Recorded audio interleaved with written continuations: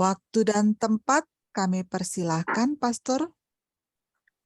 Baik, selamat malam semuanya. Kita hari ini akan bicara soal cinta dan kerahiman. Lebih tepatnya kita mau ngomong macam-macam cinta dan bagaimana hubungannya dengan kerahiman. Waktu saya 45 menit, tapi bisa saja kurang, jadi mari kita mulai saja.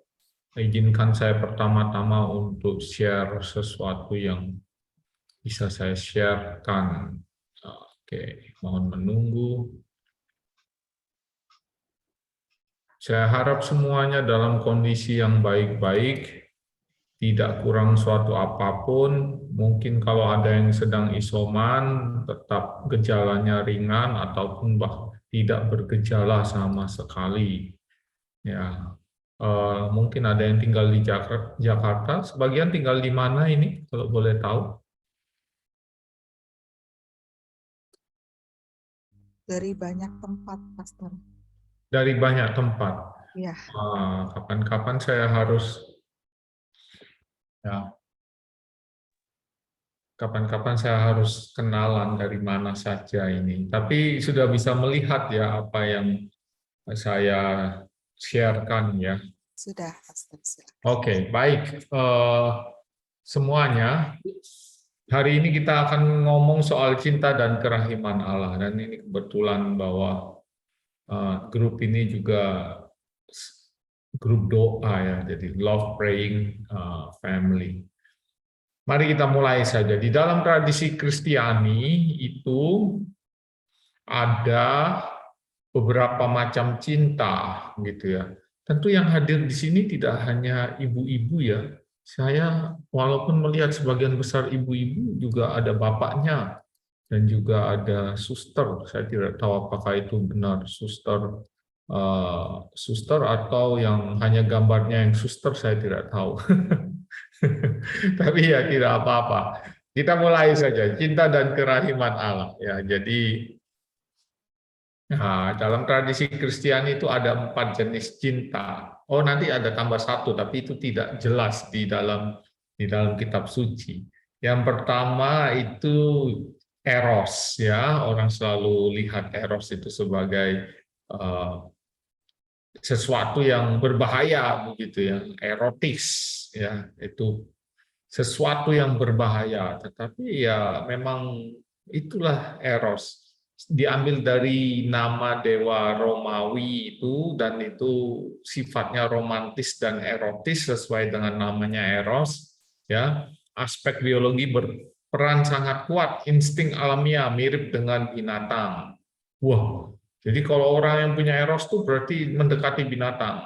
Bukan begitu. Maksud saya bahwa kita ini juga sama seperti binatang-binatang lain yang punya cinta. Anda pikir bahwa binatang lain tidak punya cinta? Mereka punya cinta. Kalau tidak, bagaimana mereka bisa berpasang-pasangan dan mating gitu ya?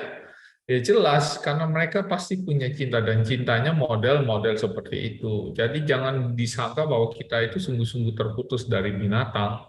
Kita itu bagian dari diri kita itu banyak yang sama seperti binatang. Nanti kalau Anda belajar biologi evolusionis, Anda akan mengerti begitu ya.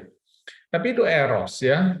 Jadi aspek biologinya berperan sangat kuat, insting alamiah ya, mirip dengan binatang ya. Itu eros. Apakah eros itu jelek? Nanti kita lihat lagi. Kita selalu punya pandangan bahwa eros itu jelek. Bapak Ibu, kalau Anda tidak tidak melihat eros secara positif, terus ngapain menikah? Anda menikah itu pertama faktornya eros. Oh, saya melihat hatinya Romo. Alah, kamu pertama kali naksir orang ya nggak tahu siapa dia. Itu kan penjajakan. Sebelumnya ya kamu harus naksir yang fisikal ya, dari yang tampak bagi kamu. Wah, ini lumayan menarik lah bagi saya. Oke lah ya. Tidak malu-maluin lah kalau digandeng lah. Atau paling tidak merusak pemandangan lah. Ya, itu semua itu aspek biologi ya, dan kita semua punya insting alamiah untuk bisa masuk ke dalam daya tarik tertentu. Dan kalau kita mengalami cinta karena kita punya pengalaman melihat orang lain yang bagi kita cantik atau tampan atau badannya bagus ya, posturnya ideal dan seterusnya, itu bagian dari insting alamiah kita begitu. Bahkan kalau Anda menjadi pastor atau menjadi suster, Anda tidak akan kehilangan aspek itu. Ya, mungkin ada beberapa yang sudah melampaui tapi tidak menghilangkan. Ya, bahkan orang sekelas Teresia Avila sendiri, Santa Teresia Avila sendiri punya imajinasi yang agak liar tentang apa? Tentang Tuhan Yesus, dan menurut saya itu bagian bagaimana orang bisa mentransformasi apa yang ada di dalam level instingtual. Ya, menarik ya. Itu yang pertama, eros. Yang kedua, storge, itu cinta kepada keluarga. Anda kalau lahir besar itu biasanya ya sebagian besar hampir tidak ada yang orang tua yang membuang anaknya, hampir tidak ada karena memang beberapa memang pernah melakukan itu. Storge itu cinta keluarga, kerabat, hubungan darah, aspek biologi dan sosiologi berpengaruh. Instingnya alamiah. Kalau ibu-ibu yang baru melahirkan seorang anak, Anda akan mencari anak itu, dan ketika anak itu Anda lihat, dan kalau dia sudah bisa melihat Anda pada satu titik dalam hidupnya, maka ada ikatan batin di situ, yaitu yang kita sebut storge, cinta kepada keluarga, karena secara alamiah kita akan tergerak untuk melihat bayi yang lucu-lucu itu. Bukan hanya bayi manusia yang lucu loh, coba pernah cek bayinya macan juga lucu. Nah, kenapa bayi itu lucu? Nah, ini sesuatu yang menarik ya. Dari segi psikologis, yang lucu itu membuat orang mudah untuk mencintai. Kita selalu bilang, aduh cute banget, manis banget, anak ini, dan seterusnya. Dan memang itu strategi alam di mana kalau ada anak bayi yang lahir, ya wajahnya lucu. Kalau wajahnya sangar ya pasti susah untuk kita cintai. Coba kalau dia lahir sudah tatoan begitu ya, tatoannya naga semua, rambutnya sudah jabrik semua begitu ya. Wah, kita susah mencintai anak yang seperti itu. Tapi kalau anaknya itu sungguh-sungguh, aduh manis sekali, lucu, pipinya nyempluk ya. Nah, seperti itu kita lebih mudah untuk apa? Untuk mencintai. Dan itu cinta yang dalam bahasa Yunani itu disebut storge, cinta keluarga, cinta kerabat. Dan itu juga dimiliki oleh hewan-hewan. Lihatlah, semua hewan yang melahirkan itu, betina yang melahirkan selalu melindungi anaknya, rusa, monyet, macam-macam, semuanya berusaha melindungi anaknya. Ya, tidak semua jantan mau melindungi anaknya, tapi hampir semua ibu itu mau melindungi anaknya. Yang ketiga, filia, itu persahabatan. Ada aspek biologi, sosiologi, dan rasional berpengaruh. Contoh orang Samaria yang baik hati. Orang Samaria yang baik hati itu adalah contoh di mana orang bisa memberikan diri sebagai orang yang mencintai dengan cara filia, sebagai sahabat, ya, sebagai sesama, dan itu filia, tidak ada hubungan kekerabatan, walaupun ya bisa juga kadang-kadang bisa dihubungkan dengan storge, tetapi filia itu apa yang ditunjukkan oleh orang Samaria yang baik hati. Jadi menarik ya, karena kita tahu bahwa ternyata tidak semua cinta sama, begitu. Dan yang terakhir itu agape, cinta ilahi, pemberian diri total. Ya Yesus sudah kan, tidak ada contoh yang lain. Memberikan diri secara total tanpa mengharap kembali. Bagi ibu yang memberikan cintanya tanpa mengharap kembali dari anak-anaknya, ya semua ibu begitu dong Romo. Enggak semua ibu seperti itu, mohon maaf ya. Ada ibu yang dia mendidik anaknya dan dia berharap pada satu hari anaknya kembalikan sesuatu kepada dirinya. Paling tidak mungkin bukan hanya ibunya, bapaknya juga sama. Jadi ya mohon maaf, dalam budaya-budaya tertentu anak bisa dinikahkan berdasarkan aturan keluarga walaupun anak sendiri tidak terlalu senang dengan pilihan keluarganya. Toh itu bisa dilakukan dan ada unsur pemaksaan di situ dan seterusnya dan seterusnya. Orang yang berada di cinta agape itu seperti Yesus, ya, yang memberikan diri secara total, tidak mengharapkan kembali, ya. Tetapi bukan berarti bahwa Yesus tidak ingin kita menjadi lebih baik. Dia ingin menjadi kita lebih baik karena apa? Karena dengan memberikan dirinya kita bisa diselamatkan, dan dengan mengikuti jalannya kita benar-benar sungguh-sungguh menerima keselamatan itu. Itu agape. Ya, menarik. Tapi ada satu lagi yang penting ya dalam hidup kita. Apa itu? Ada satu lagi yang namanya philautia, self love. Ini bukan cinta seperti egoisme, narsisisme ataupun individualisme. Egoisme itu kalau semuanya mau diambil untuk diri sendiri. Individualisme itu kalau kita hidup sendiri dan tidak peduli dengan orang lain, yang berlawanan dengan cinta filia seperti yang ditunjukkan oleh orang Samaria yang murah hati itu. Ya.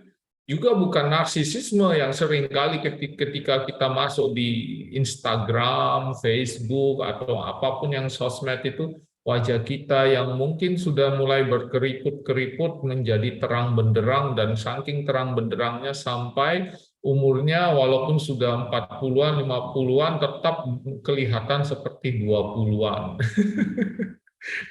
Anda boleh percaya, boleh tidak, Anda itu kita semua ya, bukan Anda ya, saya juga dibuat jadi narsis. Karena apa? Mengagumi diri, melihat wajah di layar, dan kalau ada kerutan yang tidak bagus, tidak pernah puas dengan dirinya dan bersaing terus dengan segala macam gambar yang ada di dalam Instagram atau Facebook lah atau sosial media. Itu sebuah bentuk narsisisme baru. Dan lucunya bahwa semuanya jadi narsis karena apa? Ketika semuanya difilter, semuanya jadi lebih putih, kerut-kerutnya hilang, ya, dan seterusnya, wajahnya, senyumnya jadi lebih ceria, begitu ya. Apa yang terjadi dengan itu? Semuanya berlomba-lomba untuk menjadi bukan dirinya. Dan itu narsisisme jenis baru yang dibawa oleh sosial media. Kalau kita ngomong philautia, kita tidak ngomong soal yang model seperti itu, ya. Kita ngomong soal self love, mencintai diri seperti apa adanya, sebuah dorongan untuk menerima diri apa adanya dan menjalani kehidupan dengan pandangan positif tentang dirinya walaupun menyadari adanya kekurangan dan kesalahan. Pernah gagal, pernah salah, toh saya tetap maju. Orang yang bisa mencintai dirinya, orang yang mudah move on, ya, bukan move on dari pacar lama saja, dari mantan-mantan saja, tapi move on dari kesalahan dan kegagalan di dalam hidupnya. Dan itu penting, itu tanda bahwa orang punya self love, punya sesuatu yang membuat dia mampu untuk menerima dirinya apa adanya dan melihat dirinya secara positif dan menjalani hidupnya secara positif. Kenapa philautia ini jadi penting? Kita lihat saja. Ya. Allah dan cinta diri, self love. Ya. 1 Yohanes 4:19. Kita mengasihi karena Allah lebih dahulu mengasihi kita. Itu sebuah kebenaran yang tidak bisa dilanggar. Ya. Kita mengasihi karena Allah lebih dahulu mengasihi. Jadi kalau kita tidak mengasihi diri kita dan sesama kita, apa artinya itu? Artinya bahwa kita tidak pernah merasakan apa yang Allah berikan pada kita, yaitu kasih-Nya. Ya. Dan itu problem besar. Orang yang tidak bisa mengasihi itu sebenarnya orang yang tidak merasa dirinya pernah sungguh-sungguh dicintai oleh Allah. Kenapa? Karena kita baru bisa mengasihi karena Allah lebih dahulu mengasihi kita. Terus kalau saya tidak bisa mencintai karena apa? Apakah Allah tidak mencintai saya lebih dahulu? Bukan.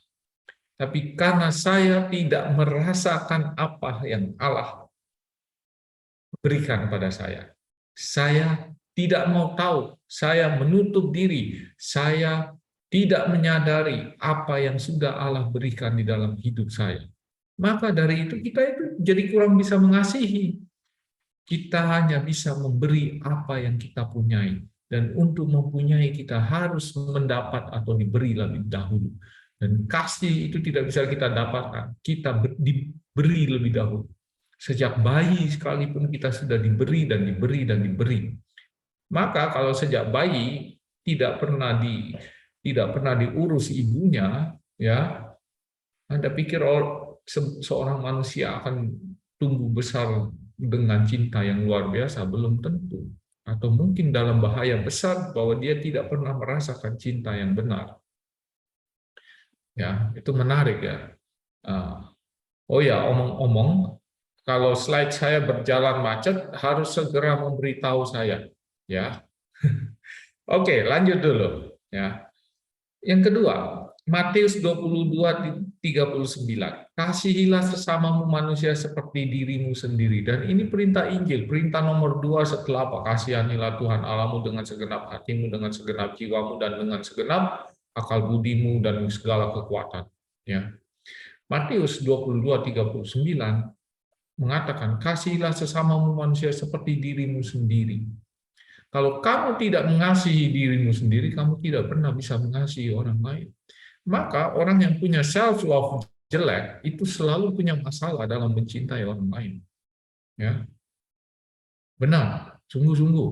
Ya, kalau Anda punya masalah dengan memandang diri Anda secara buruk, kemungkinan besar Anda akan juga memakai cara pandang itu untuk melihat orang lain. Dengan demikian, kalau Anda tidak bisa mencintai diri Anda secara sehat, ya, Anda tidak bisa mencintai orang lain secara sehat pula. Ya. Dan itu suatu kebenaran di Injil. Injil tidak bilang kasihilah sesamamu manusia seperti engkau mengasihi Tuhanmu. Enggak. Kasihilah sesamamu manusia seperti dirimu sendiri. Jadi kalau Anda tidak pernah punya cinta diri yang sehat, yang tepat, yang proper, yang takarannya proporsional, Anda tidak akan pernah bisa sungguh-sungguh mencintai orang lain secara sehat dan proporsional. Seringkali kalau rumah tangga berantem itu bukan karena pasanganmu yang salah. Sumber masalah itu selalu ada di dalam diri kita pertama-tama. Saya selalu beritahu kepada pasangan-pasangan yang saling menyakiti, ya, saling menyakiti. Sumber masalahnya ada di dalam dirimu, bukan pasanganmu. Ya, kecuali kalau ada pasangan yang memang umpamanya melanggar kepercayaan, selingkuh, apalah, you name it lah, itu lain persoalan. Ya. Lagi, 1 Yohanes 4:18. Di dalam kasih tidak ada ketakutan. Kasih yang sempurna melenyapkan ketakutan, sebab ketakutan mengandung hukuman dan barang siapa takut ia tidak sempurna di dalam kasih. Orang yang hidup di dalam ketakutan juga tidak pernah bisa mengasihi.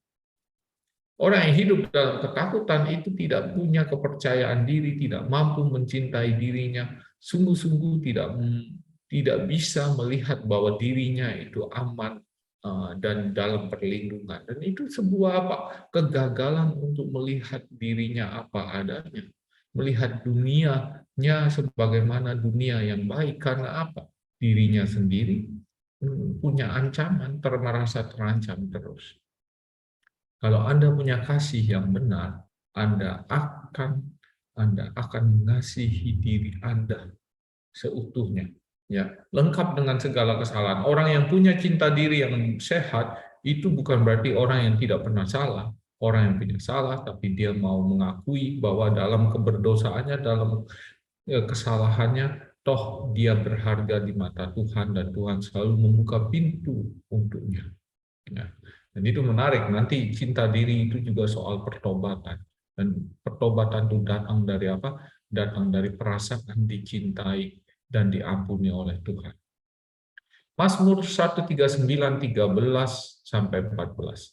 Sebab engkaulah yang membentuk buah pinggangku, menenun aku dalam kandungan ibuku. Aku bersyukur kepadamu oleh karena kejadian yang dahsyat dan ajaib yang kau buat. Oke, kita tahu semua bahwa apa?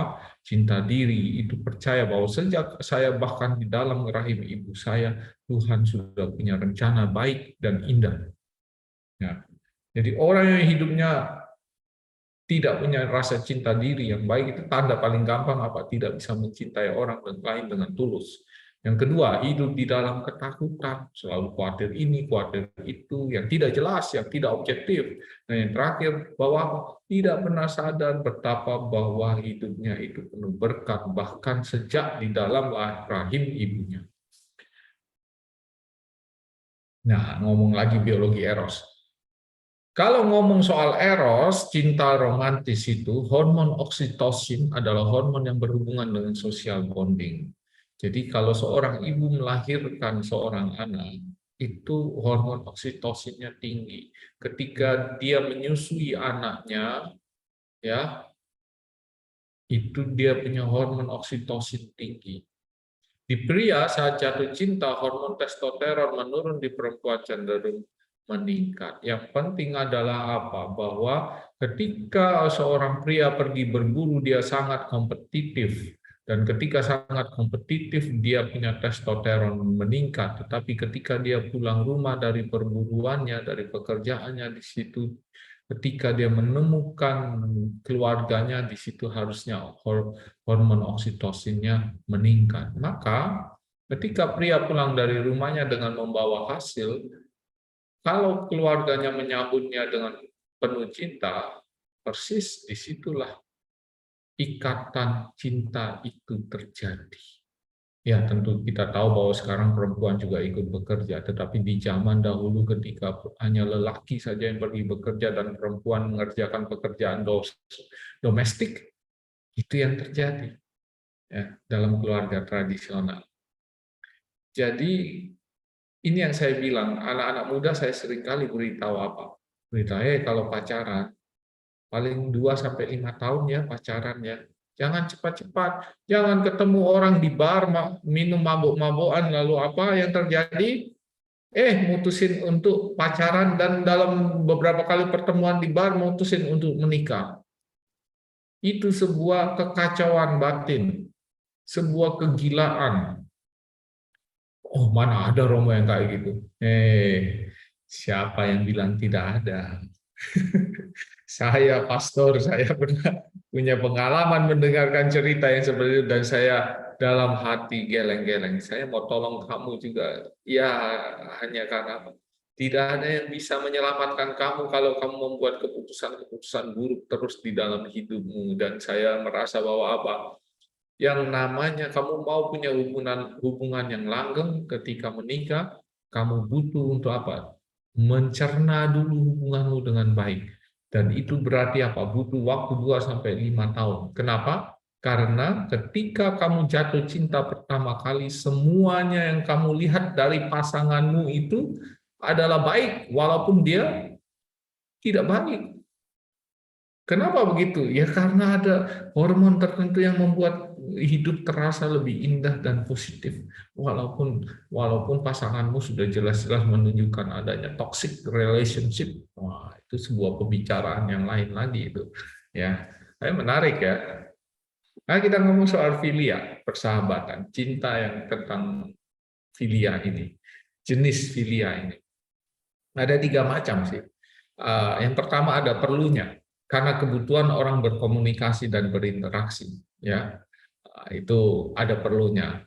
Ya, aku butuh minjem duit nih, lah itu ada perlunya. Makanya nelpon orang, aku bersahabat dengan dia deh, karena kan dia juragan nih. Ya, saya kan karyawan ya, sesekali kalau gaji bulanan habis di tengah bulan ya kita butuh teman lah yang selalu bisa dibuat minjam untuk beli rokok lah. Itu persahabatan yang ada perlunya. Tapi juga ada persahabatan yang lain modelnya, model kesenangan, mengejar kenikmatan bersama dan kesenangan dari aktivitas mereka, main tenis bersama, ngepit ya, nyepeda bersama sekarang lah, itu persahabatan model mengejar kesenangan itu ya, kenikmatan bersama karena hobi yang sama ya. Itu menarik ya. Tapi ada persahabatan sejati yang terarah kepada kebaikan orang lain, kepedulian akan kebahagiaan yang lain. Nah, dan itu memang model-model filia ini yang menarik ya, karena orang Samaria yang baik hati itu dalam cerita Yesus itu menunjukkan dia menjadi sesama bagi orang Yahudi yang dirampok ya. Dan itu menarik karena itu justru persahabatan yang sejati, yang tidak mengenal soal ras, etnis, agama, atau apapun itu ya, hanya terarah kepada kebaikan orang lain. Dan itulah filia. Ya, itu friendship is love, dan itu persahabatan ya, adalah sebuah cinta. Jadi tidak semua cinta itu sama. Ya, ada berbagai jenis cinta. Lanjut dulu. Dan storge dan agape. Storge juga merupakan ekspresi agape. Ini lihat ya, bahwa ada hubungan antara storge dan agape. Kita lihat kutipan dari tulisannya Paulus ya. Hanya Bapa Sang Pencipta yang sepenuhnya mengetahui anak tersebut. Hanya Dia sendiri yang mengetahui apa yang paling berharga, apa yang paling penting, karena Dia mengenal anak tersebut. Apa identitas terdalam sang anak. Para ibu yang sedang hamil perlu meminta kepada Allah hikmat sepenuhnya untuk mengetahui anak-anak mereka dan menerima mereka sebagaimana adanya. Kita mengasihi anak-anak kita karena mereka anak-anak, bukan karena mereka rupawan, atau karena mereka adalah seperti ini atau itu, bukan karena mereka adalah anak. Bukan karena mereka adalah anak. Bukan karena ia berpikir seperti saya atau karena mewujudkan keinginan saya. Seorang anak adalah seorang anak. Selesai. Ya, Paulus ngomong gitu di Amor Laetitia. Ya, saya lupa dia punya judul persisnya, tapi nanti bisa dicek lagi. Ibu bapak, kalau Anda punya cinta kepada anak-anak, jangan buat anak-anak menjadi kopimu, ya, fotokopimu. Lebih baik kalau membuat dia menjadi sebagaimana Tuhan mencanangkan hidupnya di awal kehidupannya ketika di dalam rahim ibunya. Maaf. Kita lanjutkan saja. Eros dan agape. Agape itu tidak sama dengan eros, tetapi tidak bertentangan. Anda tahu kalau Anda sekarang masih bersama dengan suami Anda, dulunya yang ketika masa atau dengan istri Anda ya, Anda masih bersama dengan dia, lepas bahwa dia sudah semakin jelek, sudah semakin kelihatan, ketahuan apa segala macam sifat aslinya ya. Dulu adalah cewek manis, nona baik ya ketika pacaran, dan sekarang sudah jadi nenek sihir ya, dan nona peot atau kakek peot, terserah lah ya. Anda punya sesuatu yang berbeda. Anda tidak lagi di dalam level cinta eros. Ya. Karena apa? Cinta eros itu cinta yang romantis, begitu. Ya. Cinta yang romantis, dan saya pikir bahwa itu ada masanya. Maka saya selalu bilang 2 sampai 5 tahun kalau mau pacaran. Bilang pada anak-anakmu ya, begitu. Ya. Eros adalah salah satu ekspresi agape. Lihat aturan perkawinan Katolik. Coba bayangkan kalau Anda sekalian ya tidak mau punya anak, bagaimana Anda bisa diterima perkawinan Anda sah? Tidak bisa. Ya, tidak bisa. Anda tidak akan bisa punya perkawinan yang sah kalau Anda tidak mau punya anak. Ya.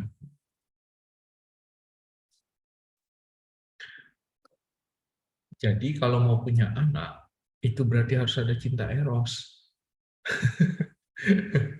Ya, lihatlah, Tuhan itu juga sedikit-sedikit ada erosnya ya, maka dia bisa cemburu ya. Sebab Tuhan Allahmu adalah api yang menghanguskan, Allah yang cemburu. Tuhan tidak mau diduakan. Sama dalam hidup perkawinan orang Katolik, tidak boleh ada yang menduakan atau diduakan, tidak boleh. Dan itu yang mengapa yang kita selalu sebut perkawinan Katolik itu perkawinan sakramen. Karena itu menampakkan apa yang Allah inginkan di dalam hidup manusia. Bukan hanya kehendak manusia. Oh, kami berdua itu ya dulunya ya sama sukanya, sekarang sudah nggak suka. Jadi ya apa? Jadi ya selesai saja. Oh, bukan gitu. Karena apa? Perkawinan itu dibilang sakramen di dalam orang Katolik karena apa? Cintanya itu tidak hanya cinta antara dua manusia saja, tapi juga cinta yang melambangkan cinta dua orang manusia yang melambangkan cinta ilahi Allah kepada manusia yang tidak mau diduakan. Makanya pernikahan kita itu selalu monogami, ya. Wah, ya yang lain bisa 4, ya. Yang lain bisa 4 ya terserah. Tapi kalau tidak di Katolik, Allah tidak pernah menduakan kamu. Kamu adalah Israel baru, kamu adalah orang-orang pilihannya. Dia berkenan kepadamu dan dia juga menuntut kamu tidak boleh menduakan dia dengan ilah-ilah yang lain. Nah, perkawinan Katolik itu sebenarnya mau menunjukkan apa? Mau menunjukkan cinta Allah kepada dunia, kepada manusia. Seperti itu. Ya. Kesimpulannya, eros itu tidak jelek, tetapi mudah dimanipulasi sehingga mengakibatkan dosa. Percayalah, kalau Anda tidak punya eros, bagaimana Anda mau berelasi intim sebagai suami dan istri? Tidak mungkin. Ya. Tidak mungkin. Anda harus punya eros. Ya. Dan eros ketika masa muda itu baik, tetapi juga mudah disalahgunakan. Seperti itu. Jadi, Bapak Ibu, jenis cinta eros itu bukan jelek, tetapi bahwa dia rentan disalahgunakan, dimanipulasi oleh dosa. Seperti itu. Ya.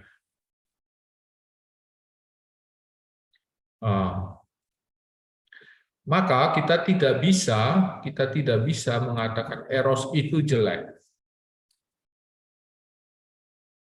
Jenis cinta dan relasinya. Jadi ada agape ya.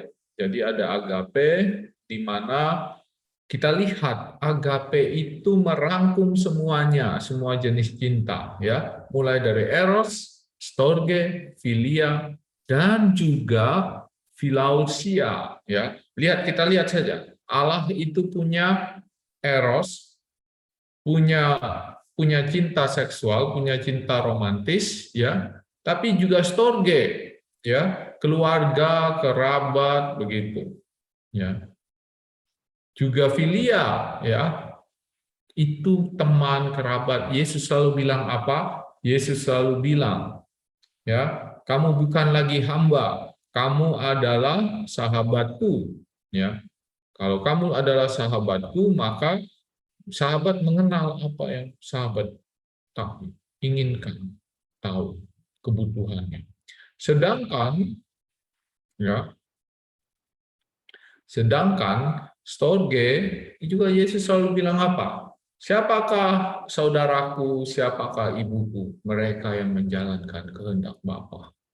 Dan itu persis ya. Di situ cintanya Yesus itu cinta yang lengkap dan agape merangkum eros, storge, philia, semuanya begitu. Lalu juga ada philausia ya. Selalu ada philausia di mana itu cinta terhadap diri sendiri. Yesus itu sungguh-sungguh mencintai dirinya sendiri. Dalam arti cintanya penuh datang dari orang tua, diajarkan oleh Bunda Maria dan Santo Yosef. Seperti itu. Ya. Nah, ini itu menarik karena kalau kita lihat ya, apakah Yesus punya cinta eros? Saya yakin sebagai lelaki, sebagai manusia lelaki dia punya cinta eros. Yesus itu sama 100% manusia seperti kita kecuali dalam hal dosa. Itu yang dikatakan oleh kitab suci. Jadi kalau ditanya Yesus punya cinta eros nggak? Pasti punya lah. Tapi lihatlah bahwa Yesus itu cintanya bisa sampai pada agape. Jadi dia merangkum semuanya dan itu sebuah pemberian diri total. Kita seringkali membuat pembedaan, pemisahan bahwa bahwa bahwa agape dan eros itu selalu berlawanan. Storge, eros itu adalah buruk, agape yang baik. No, bukan seperti itu ya ceritanya. Kita punya beberapa menit lagi. Dan saya mau menutup saja dan sebelum sesi tanya jawab ya, sebelum sesi tanya jawab ya, cinta dan kerahiman ya. Jadi cinta dan kerahiman. Soal kerahiman kita tahu kata rahamim itu adalah akar kata dari Rahman dan Rahim yang berarti kandungan ibu. Rahman dan Rahim berarti penyayang dan pengampun. Itu berarti dalam arti sebenarnya itu mengandung seseorang yang memegang kandungan. Nah, menarik ya karena di dalam hal seperti itu lalu kita menemukan apa? Kita selalu mengatakan soal kandungan ibu, kandungan ibu, kandungan ibu. Itu di situ kata rahim itu berarti berasal ya. Berasal apa? Bahwa kata rahamim ya, akar kata rahman rahim yang berarti kandungan ibu itu. Rahman dan rahim berarti penyayang dan pengampun ya di dalam kata aslinya rahamim itu arti sebenarnya yang memegang kandungan dan itu adalah Allah ya. Allah adalah yang memegang kandungan seorang ibu, berarti Allah adalah yang sangat dekat menyayangi kita dengan cara yang luar biasa. Allah yang Maha Rahim menunjukkan bahwa Ia adalah yang paling dekat dengan kita dan menyayangi kita sejak semula. Jadi Bapak Ibu, saudara-saudariku yang terkasih, lihat saja ya. Kalau kita menggunakan kata kerahiman, itu datang dari kata akar kata yang menunjukkan kandungan seorang ibu, seseorang yang memegang kandungan eh, kandungan kandungan yang di mana ada bayinya, di mana sejak awal mula hidup itu Allah yang Maha Rahim, kita selalu bilang Maha Rahim, Maha Rahim, Maha Pengampun, Pengasih, Penyayang, segala macam itu berhubungan dengan apa? Kandungan ibu kita. Di situ kita melihat bahwa apa? Allah yang memegang kerahiman. Ya. Ada cinta dan kerahiman di situ. Ya. Menarik itu ya. Jadi saya mau menyimpulkan saja karena 8:45. Ya. Ada 5 macam cinta. Agape, eros, philia, storge, dan philausia. Yang kedua, hukum cinta. Semua datang dari Allah, termasuk kemampuan mencintai yang lain. Pertama-tama kita harus mencintai diri kita sendiri. Begitu. Ya. Terus yang ketiga, rahim. Allah yang sangat dekat dengan kita, menyayangi dan melindungi kita sejak awal hidup kita. Kita mendapatkan martabat dan kemampuan untuk mencintai karena Allah itu sejak awal sudah menopang kandungan ibu kita di mana kita ada di situ. Itu rahim. Ya. Cinta dan kerahiman, dua hal yang tak dapat dipisahkan karena keduanya menunjukkan siapa dan apa yang Allah lakukan bagi kita sejak awal hidup kita. Saya pikir itu kesimpulannya. Cinta dan kerahiman Allah itu dua hal yang tidak bisa dipisahkan.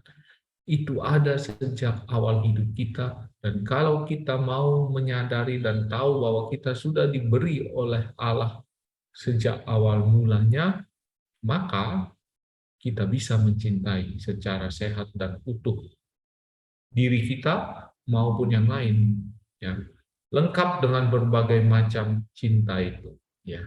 Seperti itu semuanya, ya. Terima kasih.